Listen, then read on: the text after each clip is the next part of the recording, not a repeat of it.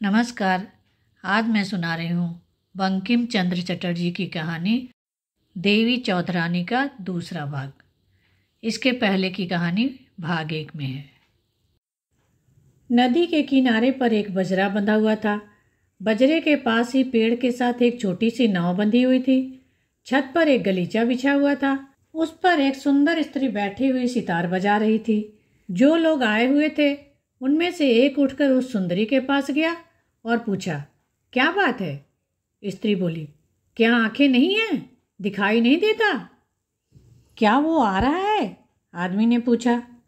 वह आदमी एक दूरबीन से देखने लगा। उसे एक बजरा आता हुआ दिखाई पड़ा। वह बोला, देखा तुमने क्या आ रहा है? स्त्री ने कहा, नदी में आजकल किसी दूसरे बजरे के आने की आशा नहीं है। पुरुष फिर से दूरबीन से देखने लगा। युवती बीड़ा बजाते हुए चिल्लाई, रंगराज! कहो, क्या हुक्म है? क्या देख रहे हो?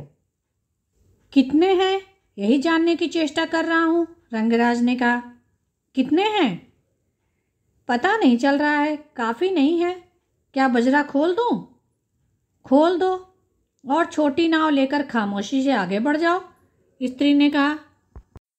तब रंगराज ने अपने साथियों को बजरा खोल देने के लिए कहा। एक बहुत बड़ी नाव में 50-60 व्यक्ति सोए हुए थे। रंगराज की आज्ञा पाते ही वह उठ खड़े हुए, अपने अपने शस्त्र लेकर तैयार हो गए। उन्होंने अपनी नाव खोलकर बजरे के पीछे लगा दी। बजरे के निकट जाकर उन्होंने हमला बोल दिया। 2 पहरेदार जाग रहे थे, 6 सो रहे थे। रंगराज ने उन्हें कैदी बना लिया। फिर अंदर प्रवेश करना चाहा तो अंदर से दरवाज़ा बंद था। बजरे के अंदर ब्रजेश था।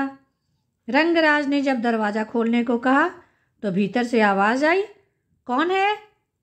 कुछ नहीं, बजरे पर डाका पड़ गया है। ब्रजेश बुरी तरह घबरा गया और दासों को पुकारने लगा। वह बोले, हमने उन्हें बांध लिया है।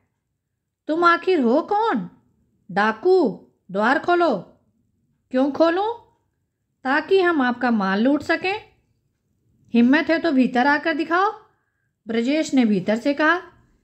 इतना कहते ही रंगराज ने लात मारकर द्वार तोड़ दिया। ब्रजेश उसकी ओर लपका तो रंगराज ने उसकी बंदूक नीचे गिरा दी। रंगराज ने कहा, आपके पास जो कुछ भी है हमें दे दो। जो ब्रजेश ले उसकी जाओ, ओर लपका मुझे कोई आपत्ति तो नहीं रंगराज है। ने उसकी बंदूक नीचे गिरा दी। डाकुओं ने रंगराज जो ने कुछ कहा, भी था अपने कब्जे में कर आपके लिया। पास जो कुछ हो तब ब्रजेश हमें ने दे कहा, दो। अब तुम क्या चाहते हो? आपको हमारे साथ चलना पड़ेगा। रंगराज ने कहा, मुझे कहाँ ले जाओगे? अपनी रानी जी के पास। कौन है तुम्हारी रानी? देवी चौधरानी हमारी रानी का नाम है। ब्रजेश अपने पहरेदारों और मल्लाहों को समझाकर उनके साथ चल दिए तथा नाव पर सवार हो गए। मार्ग में ब्रजेश ने पूछा, तुम्हारी रानी कहाँ रहती हैं? वह जो सामने बजरा दिखाई दे रहा है उसी में, रंगराज ने कहा। इतना बड़ा बजरा? मैं तो अंग्रेजों का समझ रहा था, ब्रजेश ने हैरानी से कहा। इसमें 7 कक्ष हैं। रानी जी पूरे अदब के साथ उसमें रहती हैं। एक में नौकरानियां रहती हैं, एक रानी के सोने का कमरा है, एक स्नानागार है, एक रसोई घर, एक शौचालय, एक हिफाजत के लिए और सामने फाटक है। इतने में नाव बजरे के निकट पहुंच गई। ब्रजेश को अंदर ले जाया गया। अब तक रानी छत पर बैठी हुई वीणा बजा रही थी, मगर नाव को देखकर वह नीचे आ गई। पर्दे के पीछे से देवी ने पूछा, क्या खबर है? सब ठीक है, रंगराज ने बताया। किसी को चोट तो नहीं लगी? नहीं। किसी की हत्या तो नहीं की? नहीं। सारा काम आपकी आज्ञा के मुताबिक हुआ है। माल सब ग्रहण कर लिया है।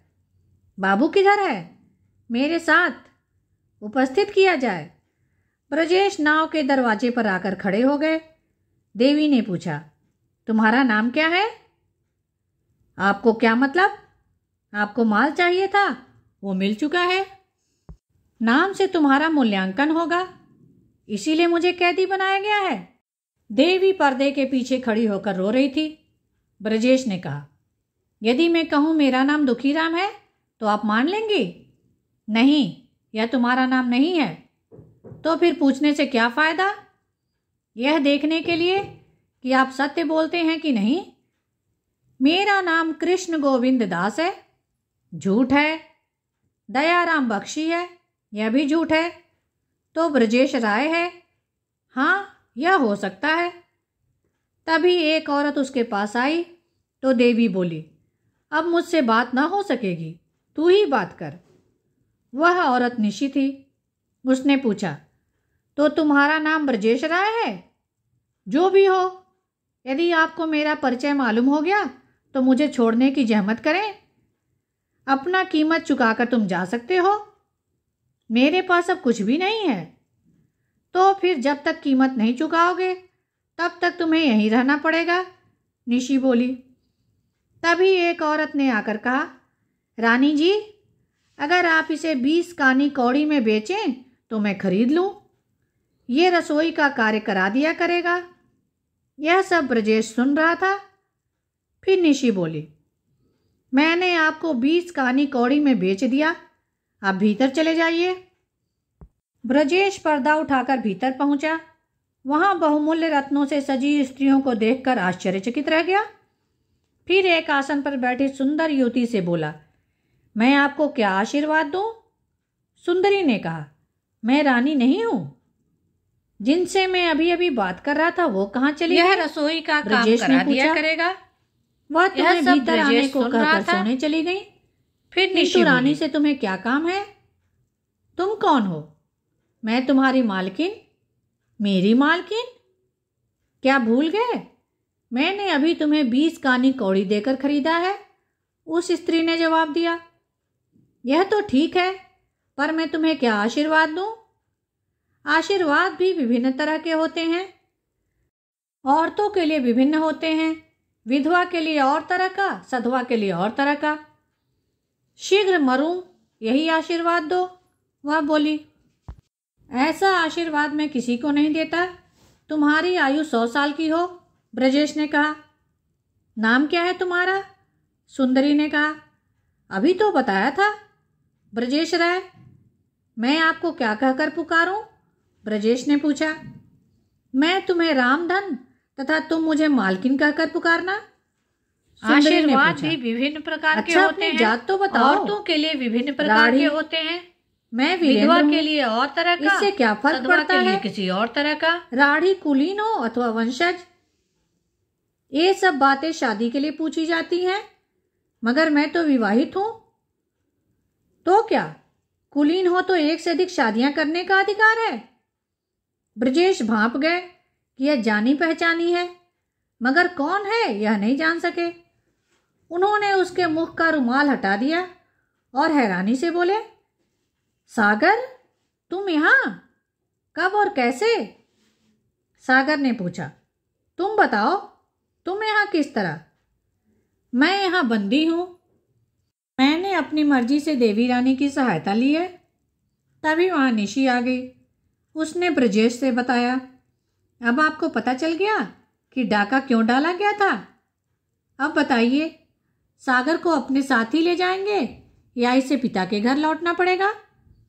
यह बात मत भूल जाना कि इसने तुम्हें 20 कानी कौड़ी में खरीदा है। तो क्या आप लोग डाकू नहीं हैं? मैंने तो समझा था कि देवी चौधरानी डाकू हैं, ब्रजेश ने पूछा। यह सत्य है कि यह बजरा उन्हीं का है तथा वह डकैती डालती हैं, निशी ने बतलाया। तो क्या आप देवी रानी नहीं हैं? नहीं। आप चाहें तो उन्हें देख सकते हैं, मगर इतना सुन लीजिए कि डकैती डालना ही हमारा परम मकसद है। लेकिन आपका बजरा हमने नहीं लूटा, सिर्फ सागर की प्रतिज्ञा पूरी की है। अब यह बताइए, सागर कहाँ जाएगी? जैसे आई थी।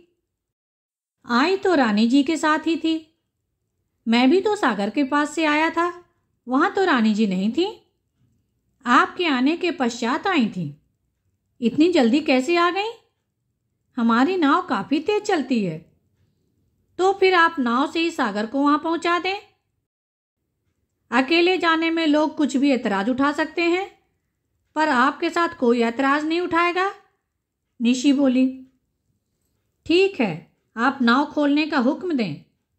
ठीक है, यह कहकर निशी वहां से चली गई। एकांत देखकर ब्रजेश ने सागर से कहा, तुम डाकुओं के साथ किस तरह आ गई? देवी नाते में मेरी बहन है, मेरा हाल चाल जानने के लिए मायके आ जाती हैं। मुझे उस वक्त रोता देखकर बोली, रो ना बहन, उसे तो मैं सबक सिखा दूंगी। तभी वह 2 रोज के लिए मुझे अपने साथ ले आई। ये बात नौकरानी के अतिरिक्त किसी को भी मालूम नहीं है। मालकिन, वहां तो मैंने उन्हें देखा नहीं। तब सागर ने देवी को बुलाया। देवी के बजाय निशी वहां पहुंच गई। ब्रजेश ने कहा, नाव खोल दो। निशी ने पहले उसे खाना खिलाया, फिर ब्रजेश को देवी के कमरे में ले गई। देवी साधारण कपड़ों में अपने आसन पर बैठी थी। ब्रजेश को देखते ही वह उठ खड़ी हो गई और उसका चरण स्पर्श कर उसकी धूली अपने माथे पर लगाने लगी। ब्रजेश हैरान था। उसे उसकी शक्ल जानी पहचानी सी लगी। फिर उसने सोचा, मेरी प्रफुल्ल तो 10 वर्ष पहले मर चुकी है, यह वह नहीं हो सकती। प्रणाम करके देवी ने कहा, मेरा उद्देश्य आप जान चुके हैं, इसलिए दिल में कुछ मलाल न रखिएगा। आपने मुझ पर एहसान ही किया है। आप मेरे अतिथि हैं और संबंधी भी। इस प्रकार मैं आपको जो कुछ दूंगी ग्रहण करना पड़ेगा। औरत से बढ़कर धन क्या हो सकता है, वह मुझे मिल गई और मुझे कुछ नहीं चाहिए, ब्रजेश ने कहा। वह चांदी की कलसी देते हुए बोली, तभी तुमने तथा तुम्हारे पिता ने प्रफुल्ल को घर से निकाल दिया था। ब्रजेश सोच रहा था, लूं अथवा न लूं। देवी ने कहा, यह चोरी डकैती का माल नहीं है, मेरी अपनी ही संपत्ति है, इसलिए आपको ग्रहण करनी पड़ेगी। ब्रजेश ने देखा वह कलसी सोने के मोहरों से पूरी भरी है। किसमें ले जाऊं? उसने पूछा। कलसी के साथ ही ले जाओ। कितनी मोहरें होंगी इसके अंदर? 3300। क्या सागर ने आपको कुछ बताया है? हाँ, मुझे पता है कि आपको 50,000 रुपयों की जरूरत है, उसने कहा। तभी तो दे रही हो। कर्ज है, दान नहीं है, देवी बोली। खैर, मुझे यदि चोरी करके भी रुपया मिलता तो मैं इस अधर्म कार्य को करने को तैयार हो जाता, क्योंकि ऐसा न करने पर मेरे पिता का सम्मान नहीं रहता। अच्छा, लौटाना कब तक पड़ेगा? धन मेरा नहीं है, फिर भी यदि आप लौटाना चाहें तो आपका कोई व्यक्ति मेरे पास धन लेकर आ जाएगा। तो कब लौटाना होगा धन? बैसाख माह में। फिर उसने मोहरों का घड़ा नाव में रखवा दिया और बोली, यह तो कर्ज था, भेंट तो दी ही नहीं। फिर उसने अपने हाथ से अंगूठी उतारकर उसको पहना दी। उसकी आंखों से 2 आंसुओं की बूंदें ब्रजेश के हाथों पर गिरी। ब्रजेश समझ गया कि यह मेरी प्रफुल्ल ही है। तभी मांझी ने नाव खोल दी। ब्रजेश तथा सागर भागकर उसमें चढ़ गए और देवी रोती रह गई। निशी ने कहा, क्या यही सन्यास है? अब देवी की आज्ञा पाकर बजरा खोल दिया गया था। सागर और ब्रजेश को रुखसत कर देवी रानी अपने बजरे में बैठकर जंगल की तरफ चल दी। उधर ब्रजेश ने सागर से देवी के विषय में बहुत कुछ पूछा, मगर उसने बहन ही बताया। फिर आखिर में उसने बता ही दिया कि वह प्रफुल्ल मुखी है। सुनकर उसके चेहरे पर खुशी की लहर दौड़ गई। इधर बजरे से उतरकर देवी ने स्नान किया, फिर मोटी सी धोती पहनी और मंदिर में चली गई। लौटने पर ब्राह्मण ने पूछा, बेटी, तो कल रात तुमने कोई डकैती डाली थी? आपको विश्वास है क्या? क्या कह सकता हूं? आप सभी कुछ तो जानते हैं, फिर क्या बताऊं आपसे? नाराज मत होना। जिस मकसद से हम यह काम करते हैं उस लिहाज से बुरा नहीं है, किंतु अब मेरे विचार बदल रहे हैं। इतने दिनों से मैं तुम्हें एक बात सिखाता रहा, तुम उसे फिर क्या भूल रही हो? मैं डकैती की एक कौड़ी भी ग्रहण नहीं करता, सब सन्मार्ग में लगा देता हूं। हमने तुम्हें रानी बनाकर शासन का काम चलाया है। तुम्हारे नाम से हम दुष्टों का दमन करते हैं, तो क्या यह अधर्म है? यह रानीगिरी अब मुझसे नहीं होगी और किसी को यह कार्य शोभा नहीं देगा। उन्होंने कहा, मेरा पूरा धन अब आपका हुआ, अब मैं काशी जाना चाहती हूँ, देवी ने कहा, तुम्हारे नाम से तो हम यहाँ राज्य करते हैं, वरना फिर हमें कौन माने। भवानी बोला, तभी तो लोग मुझे डकैती समझते हैं, मरकर भी इस कलंक को ना धो सकूंगी। तो फिर तुमने रंगराज को डकैती के लिए किस लिए भेजा था कल? यह बात मैं जानता हूं। वह एक नाटक था, कोई डकैती नहीं। क्यों? यही तो मैं जानना चाहता हूं। एक व्यक्ति को पकड़ने के लिए। कौन है वह व्यक्ति? ब्रजेश राय। मैं उसे जानता हूं। तुम्हारा उससे क्या वास्ता? कुछ देना था, उसके पिता की इज्जत का प्रश्न था। मैंने धन देकर उस कर्ज को चुका दिया। तुमने ये सही नहीं किया। हरवल्लभ पाखंडी व्यक्ति है, उसे ऐसे ही मरने देती। उसने अपनी समधन को जातिच्युत किया था। देवी कांपते हुए बोली, किस तरह? उसने अपनी पुत्र वधू को बागड़ी की पुत्री कहकर घर से निकाल दिया। इसी वजह से उसकी मां मर गई। उस बहू का क्या हुआ? भूख प्यास से तड़पकर शायद वह भी मर गई।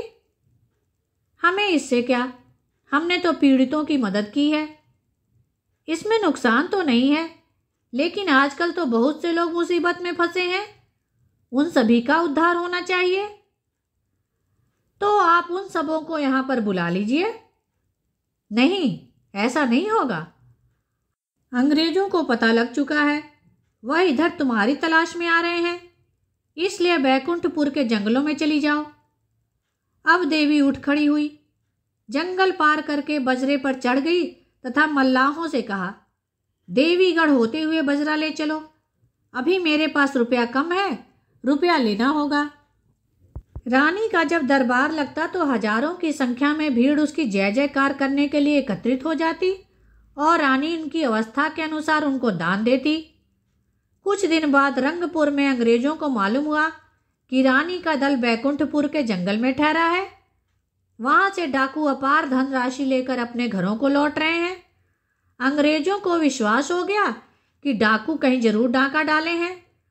जो लोग रानी से दान लेकर आए थे वे लाख मना करते रहे, फिर भी उनकी सुधरी हालत देखकर यकीन हो गया था कि रानी बहुत धन लुटा रही है।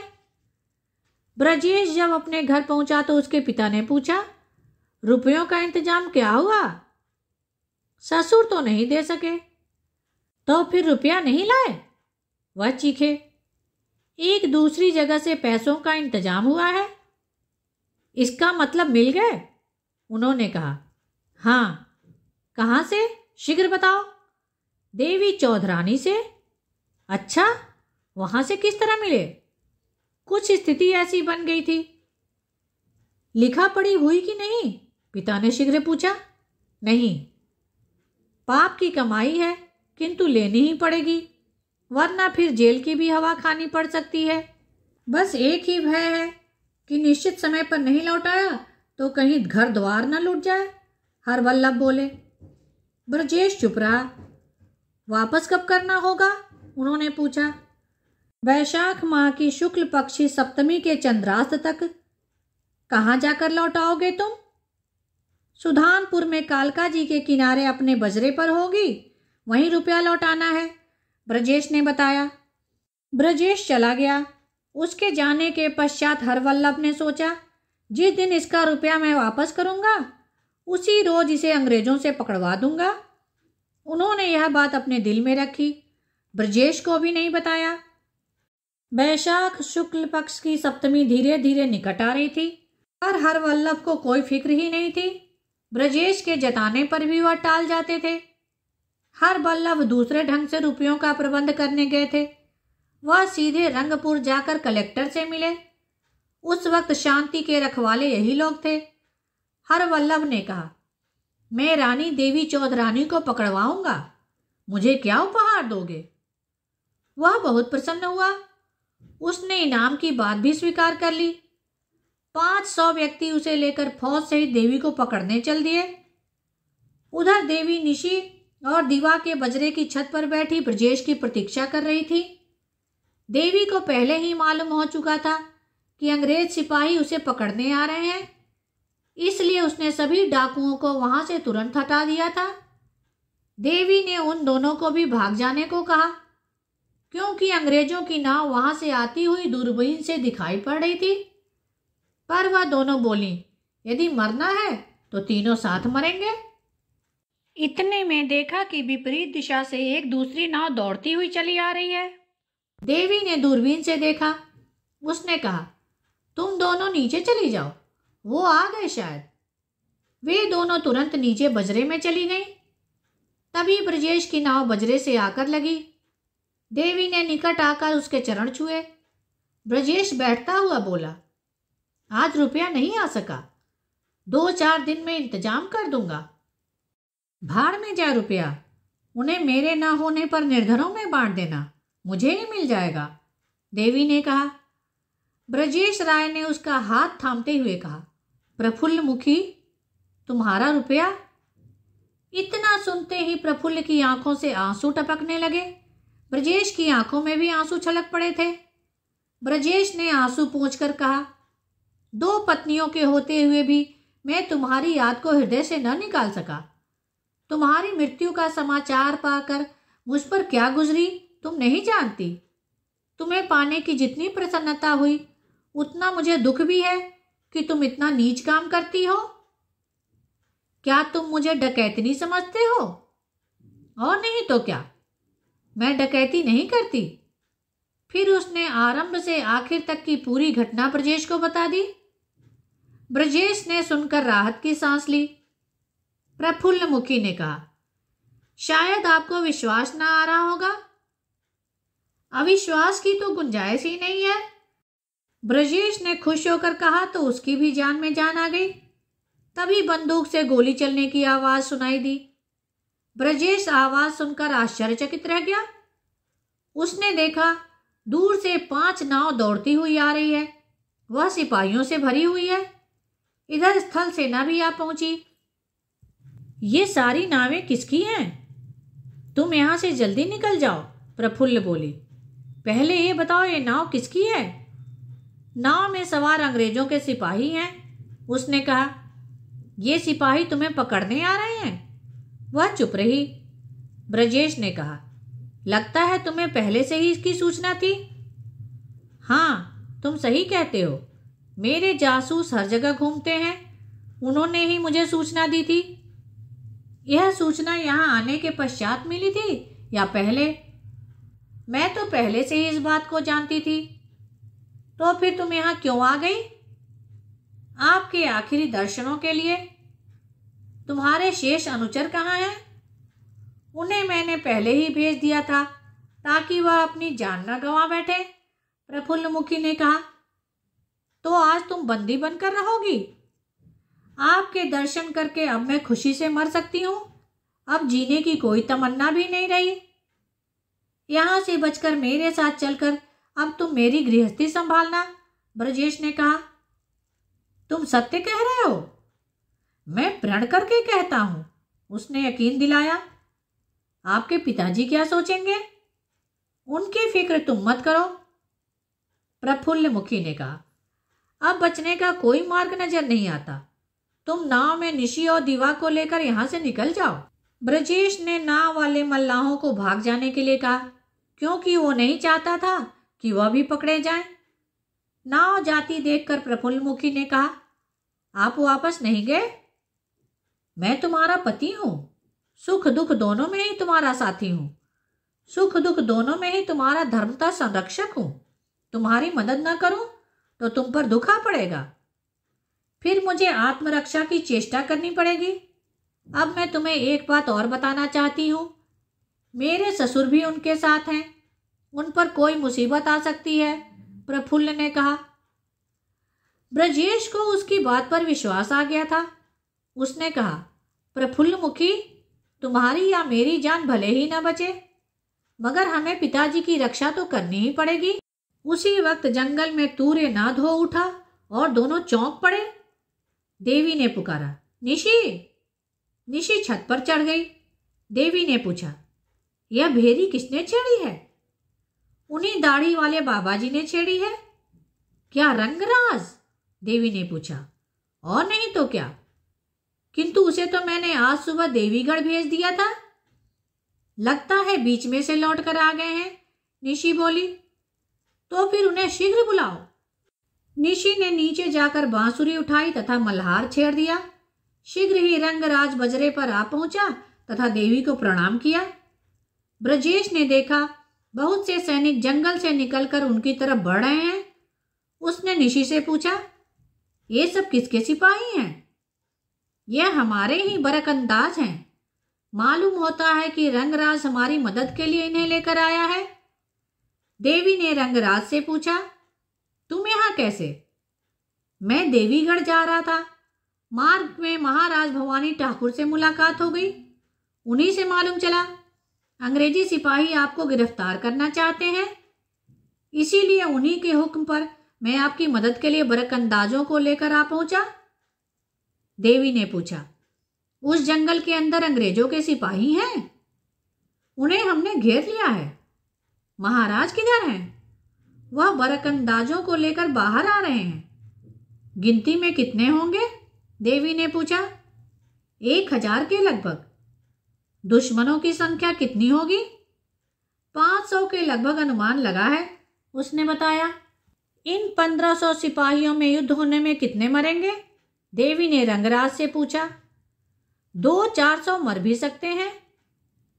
एक तुच्छ स्त्री की प्राण रक्षा के लिए इतने लोगों की जान की आहुति देने का संकल्प किया है?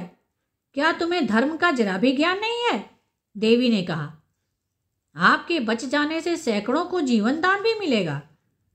देवी ने गुस्से भरे स्वर में कहा, महाराज से कहो इसी समय सब बरकंदाजों को लेकर तुरंत वापस चले जाएं। एक क्षण की भी देरी हुई तो मैं नदी में कूद पड़ूंगी। मैं महाराज को आपका पैगाम दे दूंगा, रंगराज ने कहा। निशी देवी से कहने लगी, आज आपने अपने प्राणों पर खेल जाने की सोच रखी है, पर आपको क्या अधिकार है दूसरों के प्राण लेने का? आपके साथ आपके पति भी तो हैं। यह सत्य है, मुझे किसी के प्राण लेने का अधिकार नहीं है। फिर मेरे पति तो मुझे बहुत प्यारे हैं। देवी की बातें ब्रजेश ने सुनी तो उसने सोचा कि देवी तो वाकई देवी है और मैं उसे डकैतनी मानता रहा। निशी ने देवी से पूछा, अब क्या करोगी तुम? अपने पति की हिफाजत, वह बोली। और स्वयं? प्रफुल्ल ने कहा, तुम मेरी फिक्र मत करो। जो मैं कहूं उस पे मेरा पूर्ण रूप से हाथ बटाना। तुम्हें अपनी और मेरी फिक्र नहीं करनी होगी। जैसे भी हो हम दोनों को मेरे ससुर तथा पति को बचाना है। यह कहकर देवी ने शंख बजाया। देवी के सिपाही चींटियों की तरह नदी के किनारे से निकल पड़े। सभी शस्त्रों से सुसज्जित थे। बरकंदाजों ने देखा नाव बजरे के निकट पहुंचकर उन्हें घेरने ही वाली है। तभी वह रानी की जय जयकार करते हुए बजरे को घेरने के लिए आगे बढ़े। तभी नाव ने आकर उन्हें चारों ओर से घेर लिया। शंख की आवाज सुनते ही देवी के सैनिक बजरे पर चढ़ गए। कितने ही सैनिकों ने नावों से उतरकर बंदूकें चलाई। कुछ सैनिक बजरे के बरकंदाजों पर टूट पड़े। खूब हाथापाई हुई। चारों ओर लाठियों की मार धाड़ व बंदूकों की आवाज से अजीब सा कोहराम मच गया। कोई किसी की आवाज नहीं सुन सकता था। मगर लठैत कितनी देर तक सिपाहियों के आगे टिकते, क्योंकि लड़ाई दूर से हो रही थी और लाठी की मार दूर तक नहीं पहुंच सकती। जो सिपाही किनारे पर अपनी संगीनों से लठैतों को हटा रहे थे, वे बरकंदाजों के बर्छी भाले से जख्मी अपने हाथ, पैर, दांत आदि कोई न कोई अंग को तुड़वा रहे थे। रानी बाहर आकर श्वेत झंडा फहराने लगी। देखते देखते युद्ध रुक गया। अब माहौल एकदम शांत था। ब्रजेश देवी के पास ही खड़ा था। देवी ने कहा, तुम झंडा पकड़ो, मैं नीचे जाकर निशी के साथ मशवरा करती हूँ। रंगराज आए तो कहना द्वार पर मेरा इंतजार करे। देवी नीचे चली आई थी। ब्रजेश झंडा लहराता रहा था। तभी रंगराज वहां आ गया। उसे देखकर वह बोला, किसकी आज्ञा से तुमने यह झंडा फहराया? देवी की आज्ञा से, ब्रजेश ने बताया। कौन हो तुम? रंगराज बोला, मुझे नहीं पहचाना? रंगराज ध्यान से देखते हुए बोला, हाँ याद आया, तुम ब्रजेश राय हो। तुम्हारा यहाँ क्या कार्य है? बाप बेटे एक ही कार्य करने को आए हो, बांध लो इसे। रंगराज ने समझा था कि यह भी अपने पिता की तरह अंग्रेजों से मिला हुआ है और यहाँ आकर देवी को पकड़वाना चाहता है। फिर रंगराज जब देवी के निकट आया तो देवी ने बताया कि ब्रजेश को झंडा फहराने के लिए उसी ने आज्ञा दी थी। तुम जाकर इस लड़ाई को बंद कराओ और मैं बंदी होने के लिए तैयार हूं। रंगराज ने कहा, अपने रहते हुए मैं यह ना होने दूंगा। सुनो, बेवकूफी ना दिखाओ। अंग्रेजों की बंदूकों के आगे लाठी भालों की क्या औकात। फिर मुझे क्या करना पड़ेगा?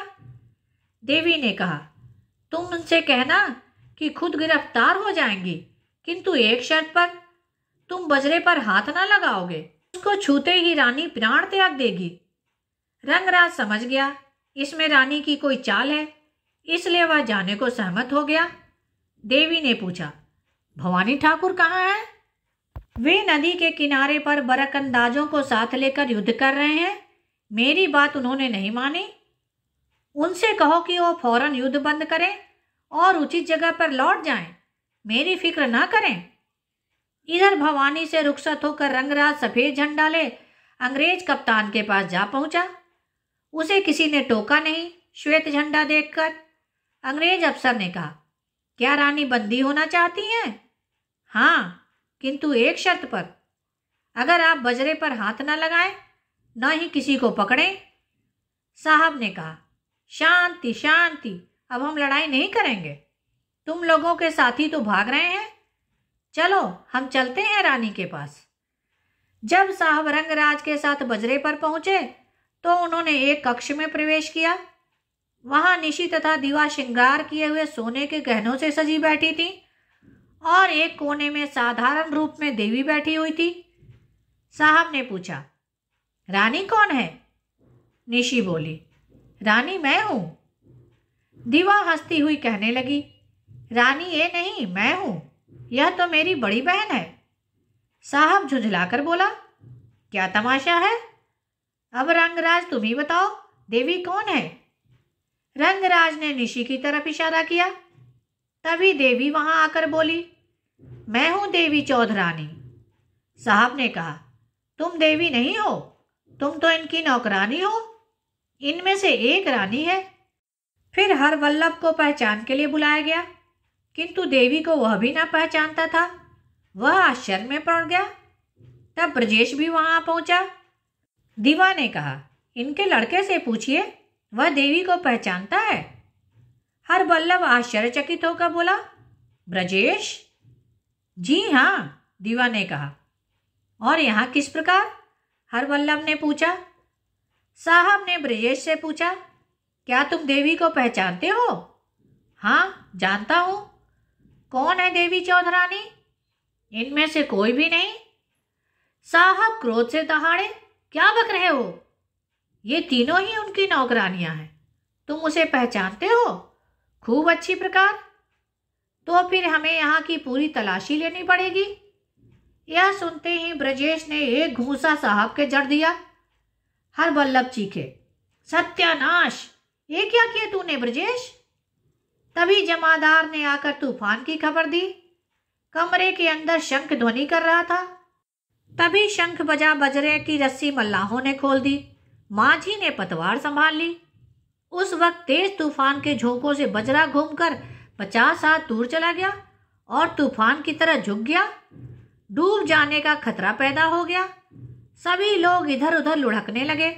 साहब जल्दी से उठकर फिर से चांदी की कुर्सी पर बैठ गए। जिसे वह पकड़ने आया हुआ था उसी के पंजे में फंस गया। अब तो लौटना सही नहीं, वह यही सोच रहा था। हरवल्लभ निशि के पास जा बैठे। निशि ने पूछा, क्या आराम करना चाहते हैं? आज तो सो भी नहीं सकता, हरवल्लभ बोले। आज न सोए तो फिर कभी न सो सकोगे। क्यों? आप देवी के बंदी हैं। यह तो हमें भी मालूम है। रानी के बंदी हो जाने पर उनकी क्या हालत होती? निशि ने पूछा। कोई विशेष नहीं, फांसी होती। देवी ने तुम्हारे साथ कोई बुरा व्यवहार तो किया नहीं था। उन्होंने तो मुसीबत में धन देकर तुम्हारी सहायता की थी। तुमने उसका यह बदला चुकाया। अब तुम ही बताओ, क्या सजा मिलनी चाहिए? हरवल्लभ डर गया। तुम्हें तो फांसी ही दी जाएगी, निशी बोली। हरवल्लभ ने कहा, 1 लाख रुपया मैं दूंगा। तुम ठहरे 1 नंबर के पाखंडी इंसान।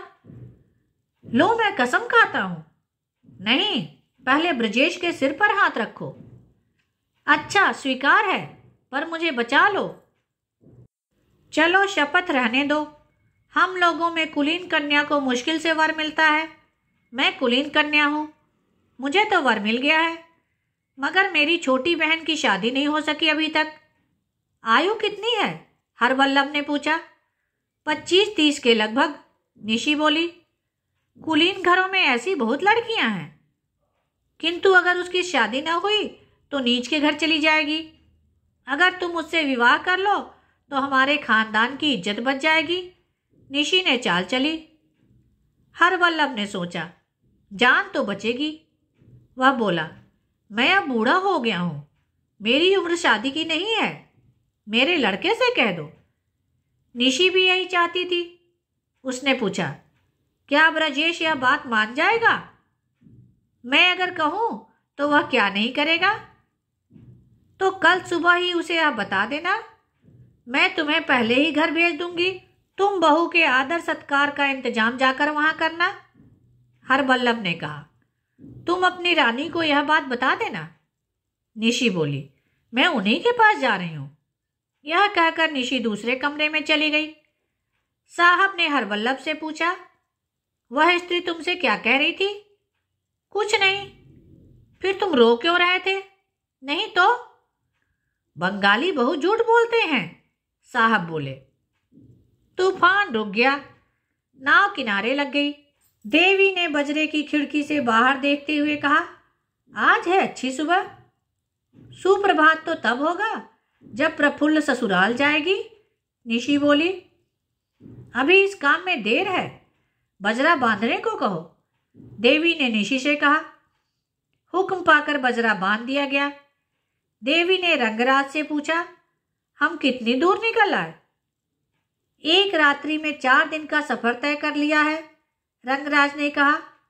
यहां पालकी के कहार मिल सकेंगे? देवी ने पूछा।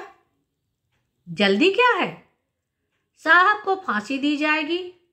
इस ब्राह्मण को तो छोड़ दिया गया है, इसे स्नान आदि करवाकर पूजा के लिए भी तो भेज दो। हरवल्लभ ने पूछा, मेरे लिए क्या हुक्म है? इन्हें छोड़ दो, कहो कि रंगपुर लौट जाएं, मार्ग के खर्च के लिए 100 मोहरें दे दो। हरवल्लभ को नहाने के बहाने से नीचे उतार दिया गया। रंगराज 100 मोहरें लेकर साहब से बोला, उठो। साहब ने कहा, कहाँ जाना है? तुम बंदी हो, इसलिए तुम्हें पूछने का कोई अधिकार नहीं है, रंगराज ने कहा। बिना कुछ बताए साहब उसके पीछे चल दिए। रंगराज जंगल में ले जाकर बोला, हम फांसी किसी को नहीं देते, अब हमें परेशान मत करना, अपनी राह लो।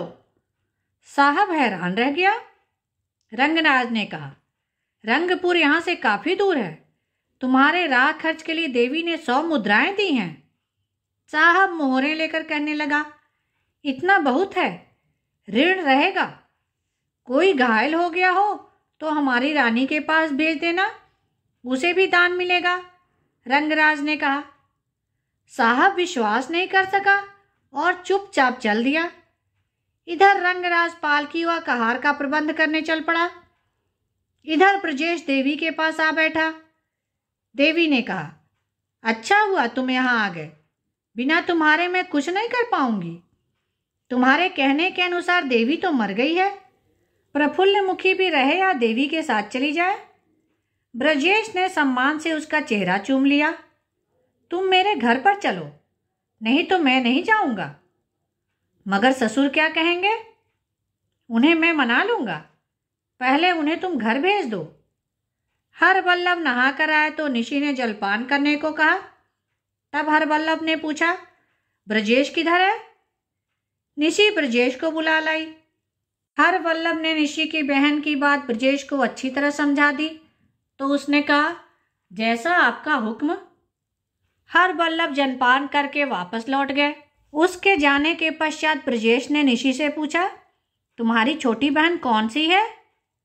प्रफुल्ल मुखी। तुमने पिताजी को मनाया किस प्रकार? यह हम औरतों का कमाल है, निशी ने कहा। किंतु पिताजी को साफ साफ बात बतानी पड़ेगी, ब्रजेश बोला। वह देवी चौधरानी को मकान में घुसने देंगे? निशी ने पूछा। देवी चौधरानी मर गई, अब मुझे प्रफुल्ल ही समझना, प्रफुल्ल मुखी ने कहा। प्रफुल्ल मुखी को घर में घुसने देंगे? इसकी जिम्मेदारी मुझ पर रही, ब्रजेश ने कहा। अब तो ब्रजेश को यह भार उठाते देखकर प्रफुल्ल प्रसन्न हो गई। अगले रोज प्रफुल्ल मुखी ने अपना सारा धन व कीमती सामान रंगराज और निशी दिवा को बांट दिया तथा ससुराल जाने के लिए तैयार हो गई। निशी ने अपनी इच्छा से उसे कीमती गहनों से सुसज्जित करके जाने को कहा। गांव के किनारे तक वह सब उसे छोड़ने को गए। रंगराज बहुत रोया था, लेकिन प्रफुल्ल मुखी ने उसे बहुत सांत्वना दी और उसी जगह रहने का हुक्म दिया जहां वह रहती थी। गांव के घाट पर पहुंचते ही पूरा गांव वहां देखने दौड़ पड़ा कि ब्रजेश एक बुढ़िया को ब्याह कर यहाँ लाया है। कुछ दिन गुजर जाने पर गृहिणी ने ब्रजेश को बुलाया तो उसने पूछा, क्या बात है माँ? यह हीरा तुम्हें कहाँ से नजर आया?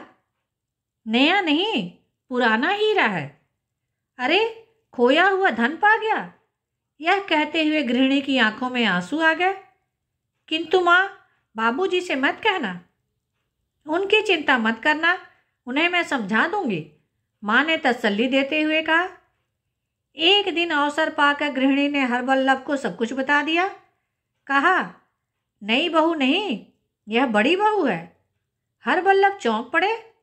तुम्हें कैसे मालूम? मैंने पहचान लिया, ब्रजेश भी मुझे बता रहा था। किंतु वो तो मर गई थी, मरकर वापस किस प्रकार आ जाती? गृहिणी ने कहा। तो फिर इतने दिन तक कहाँ थी? यह तो मैं नहीं जानती, मैंने ब्रजेश से नहीं पूछा, गृहिणी ने कहा। मैं पूछूंगा, मेरी सौगंध, उससे कुछ मत पूछना, वरना मैं अपने प्राण दे दूंगी। हरबल्लभ मजबूर होकर मान गए, पर बोले, मगर लोगों को यही बताना कि यह नई बहू है। नई बहू को देखने के लिए सागर भी आ पहुंची थी। उसे देख नयन तारा और भी जल गई। कहने लगी, तुम भी आओ, तुम क्यों किसी से पीछे रहो? सागर ने पूछा, सुना है उन्होंने एक और नई शादी की है। कौन जाने शादी की है अथवा निकाह। ब्राह्मण की लड़की क्या दूसरी शादी कर सकती है? सागर ने पूछा। मुझे क्या पता ब्राह्मण है या मुसलमान। ऐसा क्यों कहती हो?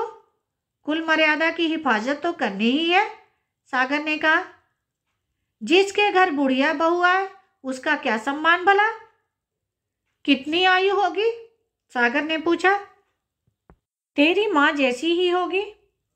क्या उसके बाल सफेद हैं? और नहीं तो क्या, नयन तारा ने अपनी ओर से ही कह दिया। तो फिर तो पति से आयु में बड़ी होगी। ऐसा तो मुमकिन नहीं है, कुलीन घरों में ऐसा ही होता है। देखने में कैसी लगती है? बस फूल गोभी। ब्याह करने वाले को कुछ नहीं कहा। देखूं तो कहूं ना, नयन बोली। तो फिर जरा मैं भी देखाऊं, सागर बोली। जाओ, देखकर तुम भी अपनी जिंदगी सफल बनाओ, नयन चिढ़कर बोली। नई सौतन को खोजती हुई सागर पोखरी के निकट पहुंची तो वहां वह पीछे मोड़े रख के बर्तन मांज रही थी। सागर ने पूछा, क्या तुम ही नई बहू हो? कौन? सागर, तुम आ गई? यह कहकर वह मुड़ी। देवी रानी, सागर आश्चर्य से बोली। खामोश, वह मर चुकी है, प्रफुल्ल मुखी ने कहा। तो फिर प्रफुल्ल बोलूं? नहीं, वह भी मर चुकी है। तो फिर क्या कहकर संबोधित करूं? नई बहू। यह सब किस तरह हुआ, मुझे बताओ, सागर ने पूछा। फिर अपने कमरे में ले जाकर प्रफुल्ल मुखी ने सागर को आरंभ से अंत तक पूरी बातें बता दी।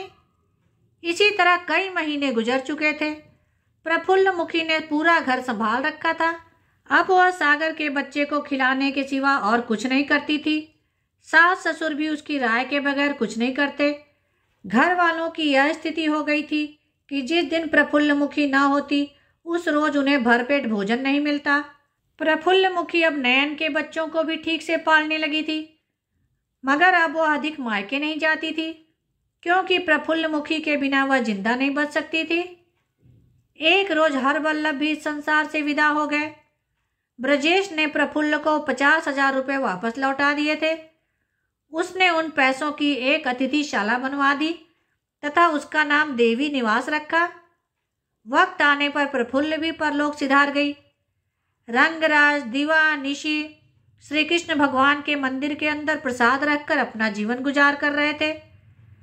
अब भवानी ठाकुर ने भी डकैती का कार्य छोड़कर आत्मसमर्पण कर दिया था। वह आजीवन कारावास में रहकर बुरे कामों का प्रायश्चित कर रहे थे। धन्यवाद। कहानी को लाइक करें और शेयर करें। मेरे चैनल को सब्सक्राइब कर लें, जिससे सभी कहानियाँ आपको समय पर मिल जाएं।